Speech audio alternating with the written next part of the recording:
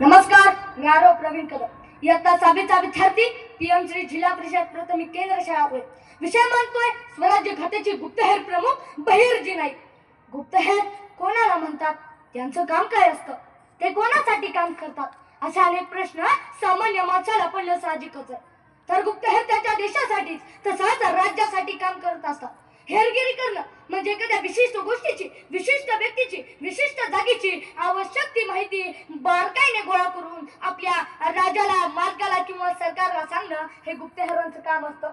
स्वराज्याचे गुप्तहेर प्रमुख बहिर्जी नाईक छत्रपती शिवाजी महाराजांचा तिसरा डोळा. छत्रपती शिवाजी महाराजांनी हिंदवी स्वराज्याची स्थापना उभा केली.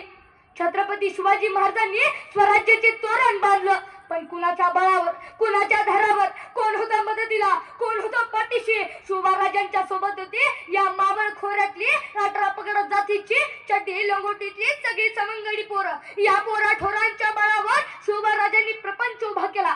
या सगळ्या सवंगड्यांना शिवराजे सोबत घ्यायचे, दूरवर एखाद्या जंगलात जायचे आणि आपल्या सवंगड्यांना तलवारबाजीचा, युद्धाचा प्रशिक्षण द्यायचे. एके दिवशी शिवाजी महाराजांनी लांडग्या कोल्ह्यांचा उपद्रव थांबवण्यासाठी सगळ्यात जास्त शेपट्या जो आणेल त्याला बक्षीस ठेवलं होतं. बहिर्जी नाईकांनी बऱ्याच शेपट्या आणल्या आणि त्या शेपट्या घेऊन त्या राजांना दाखवायला गेले.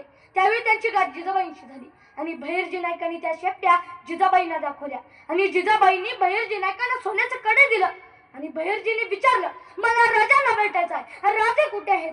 यावर जिजाबाई म्हणाल्या, असतील कुठेतरी जंगलात विट्टी दांडूचा खेळ खेळत. बहिर्जी नाईक जंगलाच्या वाटेने गेले. तिथे खूप गलका ऐकू आला आणि मोर ओरडल्याचाही आवाज ऐकू आला. बहिर्जी नाईक त्या दिशेने गेले. तिथे काही मुलं विट्टी दांडूचा खेळ खेळताना त्यांना दिसले. त्यांना बहिर्जी नाईकांनी विचारलं, तुमच्या शिवाजी राजे कोण आहेत? तेव्हा शिवाजी राजे स्वतःहून पुढे होऊन म्हणाले, मी आहे शिवाजी राजा, काय काम काढलं सर?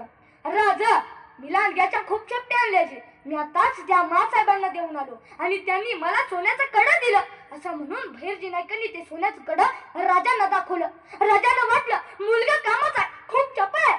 आणि राजाने विचारलं, काय काय येतो तुला? बहिर्जी म्हणाले, सगळं येतं जी. कसला बी आवाज काढतो, कुणाची विरक्कल करतो, वेषांतर असं करतो राजा की तुम्ही बी ओळखायचं नाही. त्यावेळी राजे म्हणाले, असं तर रत्ताची आमच्या खेळात. त्यावेळी बहिर्जी म्हणाले, राजा उद्यापासून येतो की जे. कार नाही, बापाला सांगा धडला असता. बरं जा. बहिर्जी नाईक जायला निघाले. 5-6 पावलं पुढे गेले आणि पुन्हा माघारी आले आणि राजांना म्हणाले, राजा एक बोलू का जे? अरे बोल की.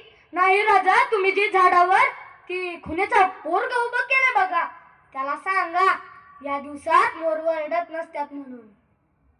राजांनी माणसं गोळा केली, अशी दाऱ्या खोऱ्यातली, गिरेकंद्रातली, अचूक ज्ञान असलेली, सूक्ष्म निरीक्षण नसलेली. अरे शिवरायांच्या सैन्याचा तो होता गुप्तचर. शिवरायांच्या सैन्याचा तो होता गुप्तचर. पराक्रम पाहून थरथरला होता मुघलांचा फेर. चातुर्य बुद्धी आणि धाडसाचा तो होता धनी.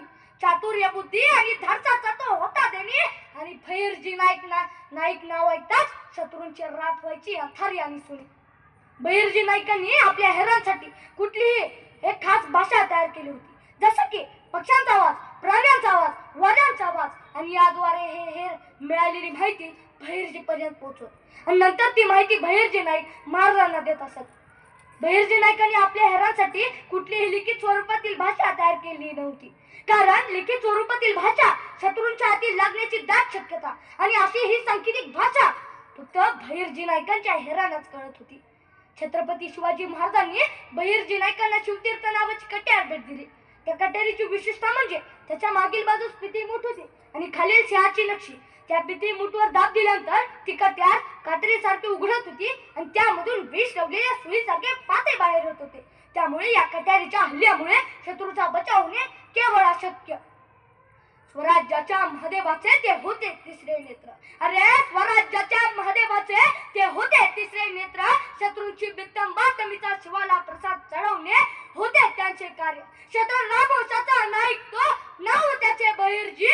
श्वासा अखेर राखली छत्रपतींची मर्जी. तो वारा होता, तो पाणी होता, तो गनिमाला जाणारी आग होता. एवढे बोलून मी माझे भाषण थांबतो. जय हिंद, जय भारत. छत्रपती शिवाजी महाराज की जय. त्याचा आपण जोरदार